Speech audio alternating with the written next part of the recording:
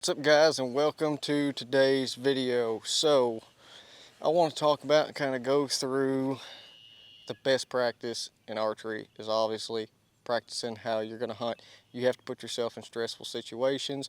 You have to be able to recreate situations that you're going to be doing when you're bow hunting. And I know that it's nice and fun to go out to a target and just shoot and try to smack 10 rings. And yes, that is important to get a good foundation, but you got to be able to shoot in stressful situations, put yourself in stressful situations, and know what your flaws are. And my biggest flaw is shooting tree branches.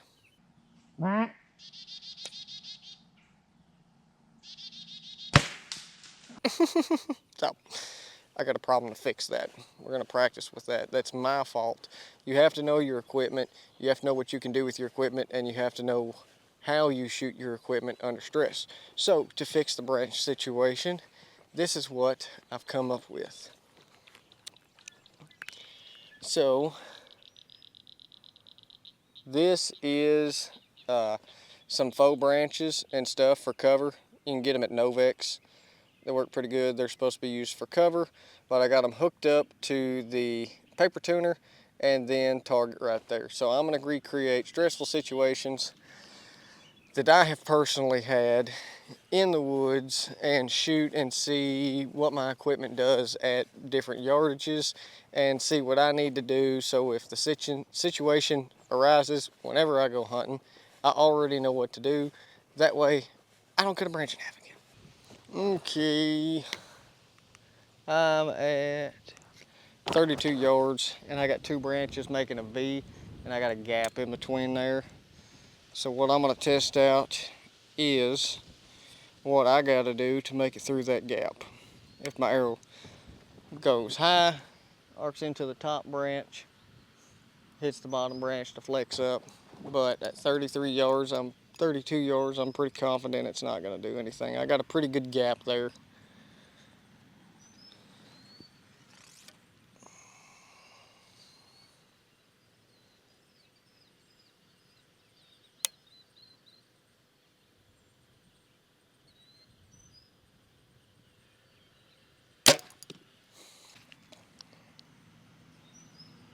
Yep, we snuck it in there right into the heart. Don't matter as long as I got a gap at that distance, we're golden. Okay. We got 63, so I'm wondering if it's going to fall into the branch or fall under it.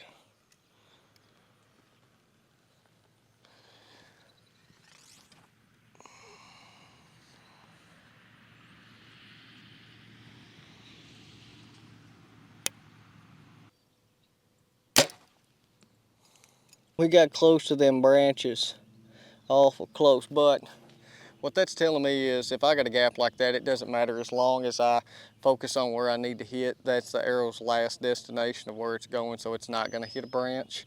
So I'm going to step back and do a couple different things and see what kind of results that gets.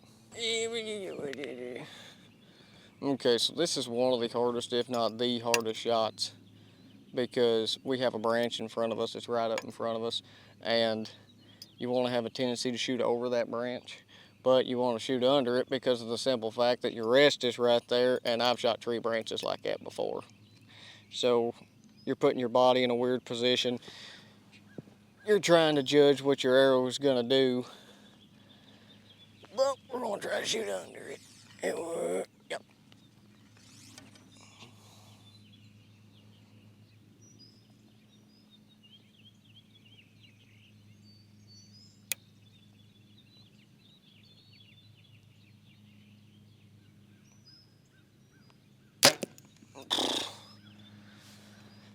That sucked. All right, we're back up to 32, and what I did is I gave myself the smallest branch gap possible to be able to shoot through. And you always want to shoot through some debris with your arrow just to see how your arrow reacts. Well, you know, to side glances, up, down, left, right, whatever. You just want to know what your equipment's going to do. So I gave myself the smallest gap, and whenever you're hunting, sometimes you got to move.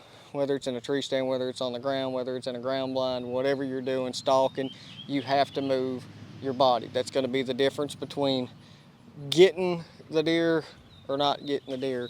And you got to want it bad enough to try and make a shot happen. I'm not saying go out there and just pull off crazy shots and just fling an arrow out of hope, but you have to give yourself a shot opportunity to be able to get that deer.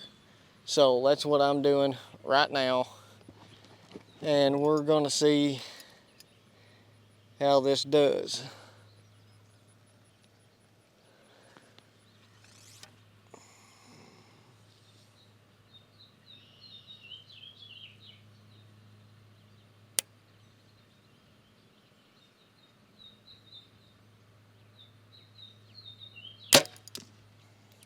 So I clipped a branch, but I think I snuck it in there. So we snuck it in there. That's gonna be in the heart. And I hit that top leaf right around in there.